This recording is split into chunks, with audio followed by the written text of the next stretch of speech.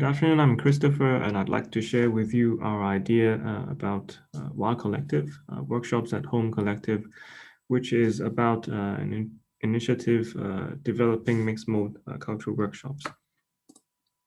And I'd like to share with you as well our inspiration for this idea, which is the Common Map, an online database for rural stories and resources in Hong Kong. So we've been mapping out rural stories in Hong Kong and putting them online as well.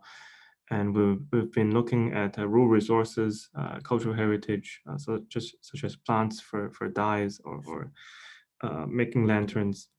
Um, and this is our test for like a VR tour of the stories that we collected and that we drew in Hong Kong in the rural. And back to the idea, we were looking at like the online context in COVID, and we think that this will become like a new norm. And we think that for the cultural sector, this might be the chance to increase their cultural reach as well.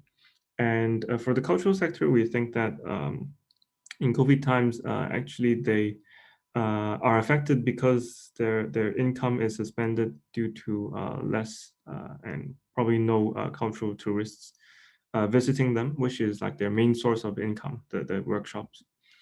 And so we think that for WA Collective, we try to bridge this, and we think that mixed mode cultural workshops could be a way out of this and could be like a new norm after this COVID. So what there is for this idea is that firstly, there will be a 360 virtual tour, like on the right now.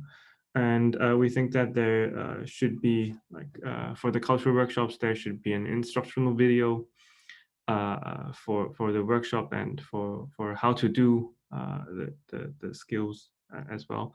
And with the kit delivered to you based on the